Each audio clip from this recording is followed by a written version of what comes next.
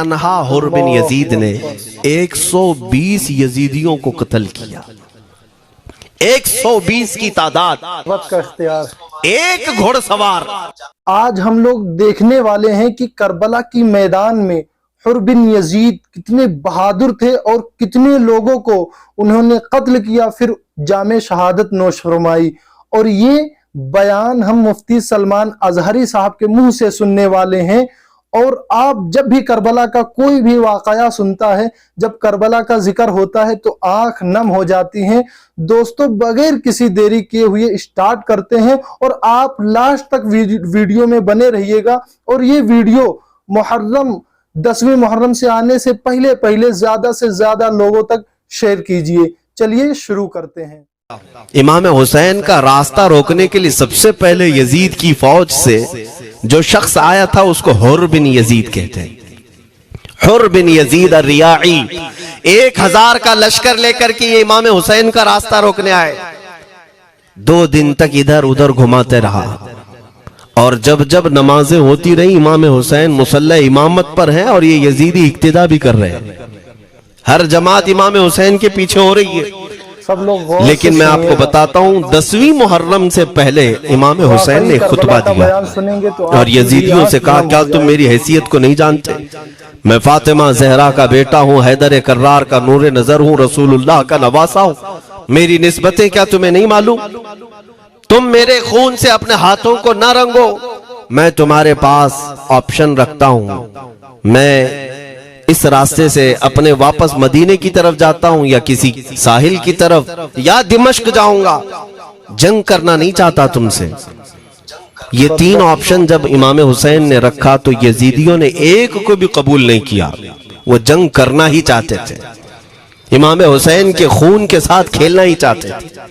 लेकिन जो हुर बिन यजीद है, तवज्जो चाहता हूं, जो खुद इमाम हुसैन का रास्ता रोकने के लिए आया, उसके दिल में ये बात आई और उसने आकर के 10वीं मुहर्रम को यजीदियों से कहा, मियां मान लो हुसैन की बात, 3 में से कोई एक बात मान लो, हम जंग नहीं करना चाहते, वो रसूलुल्लाह के बेटे ही तो हैं। तो सारे जो सिपह सालार बड़े बड़े थे, अम्र बिन साद, शिमर वगैरह, हुर बिन यजीद से कहने लगे, तुझे कौन कहता है फैसला करने के लिए? तू सिपाही है, 1000 की नफरी तेरे साथ दी गई है, बस अगर तुझे हमारे साथ रहना है तो मैदान में जमा रहे, वरना चला जा, तू सुलह की बातें मत कर। हुर बिन यजीद उसी दिन 10वीं मुहर्रम को उन यजीदियों से कहता, अच्छा अगर तुम मेरे इस बात को नहीं मानते तो तुम्हारी सिपह सालारी तुम्हें मुबारक, मैं हुसैन के खीमे में जा रहा हूं। जो यजीद की तरफ से आया था वो किधर चला गया? मौला हुसैन के खीमे में। कब? सिर्फ 10वीं मुहर्रम, एक रिवायत में 9वीं मुहर्रम को, एक दिन पहले इमाम हुसैन के खीमे में आया, दस्तबोसी की, माफी मांगी और इमाम हुसैन ने कहा, अब तुम जा सकते हो अपने घर। हुर बिन यजीद ने कहा, मैं उस वक्त तक अब आपका साथ नहीं छोड़ूंगा जब तक मेरे जिस्म में आखिरी सांस बाकी रहे, मैं आपके साथ रहूंगा। अब इमाम हुसैन की वफादारी में आने वाला कौन था? इसलिए मैं आपको एक चीज दे जाता हूं मेरे अजीजों, अल्लाह अज़्ज़ व जल की कुदरत के फैसले हैं। वो जब चाहता है कहीं से भी किसी को हिदायत अता फरमाता है। वो बातिल कुव्वतों के मौजूद पलने वाला बच्चा भी कभी रब तबारक व तआला हिदायत देता है, उसे आलिम बनाता है, और कभी काबे की छांव में पलने वाले को मौला अबू जहल भी बनाता है, गुमराह कर देता है। हुर बिन यजीद मौला हुसैन के पास आ गए। जो बात मुझे कहनी है उसके लिए मुझे इतना वाकया बयान करना पड़ा है।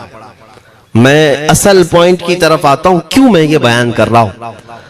जब 10वीं मुहर्रम को जंग शुरू हुई, अम्र बिन साद ने तीर चलाया, तो जानते हैं खीमा हुसैन की तरफ से सबसे पहले मैदान में उतरने वाला यही हुर बिन यजीद ही, यही उतरे अपने घोड़े पर सवार होकर उन्हीं यजीदियों से लड़ने के लिए जिनकी फौज में ये आए थे, उनके मुकाबिल में लड़ने के लिए गए। और जब लड़ने की इब्तिदा हुई, सुबह से दोपहर के करीब तक वो लड़ते रहे, जवाल तक। अब जो बात कहना है तवज्जो से सुनो।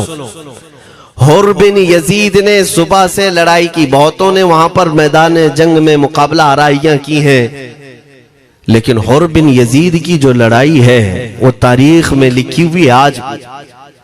उन्होंने यजीदियों के साथ जो जंग किया, कई घंटे जंग करने के बाद, जानते तन्हा हुर बिन यजीद ने 120 यजीदियों को कत्ल किया।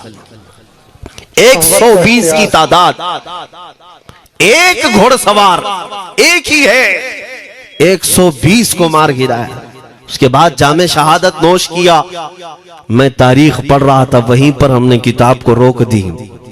बहुत सारे लोग करबला के वाकयात में इमाम हुसैन के खानदान के बच्चों के शहादत तो बयान करते हैं, उनके जिस्म कट गए, उनके ऊपर घोड़े दौड़ाए गए, लेकिन तुम ये नहीं जानते कि हुसैनी शहजादों ने बातिल कुव्वतों के कैसे छक्के छुड़ाए थे। एक एक जवान ने मुकाबिल में आने वालों को उनकी औकात कैसे याद दिलाई थी। अब सुनो, हुर बिन यजीद 120 को मार गिरा सकते हैं, वो भी एक दिन पहले खीमा हुसैन में आने वाला, एक दिन पहले खीमा हुसैन में आने वाला। बात समझ में आ रही है? अभी जो एक दिन पहले खीमा हुसैन में आ जाए, उसकी ताकत का हाल ये है, जो पैदाइशी हुसैनी हो उसकी ताकत का हाल क्या हो। दोस्तों, जब करबला का वाकया आता है, जब हम उसे सुनते हैं तो हमारा दिल कांपने लगता है और आंख नम हो जाती है। और दोस्तों, आज हम आपसे कुछ नहीं कहेंगे, बस इतना कहेंगे कि आप लोग कमेंट में अस्सलाम या हुसैन जरूर लिखिएगा। और मैं यही कहूंगा कि हजरत इमाम हुसैन के सब्र का खुदाए पाक हम सबको सदका दे, ताकि हम लोग भी सब्र करने वाले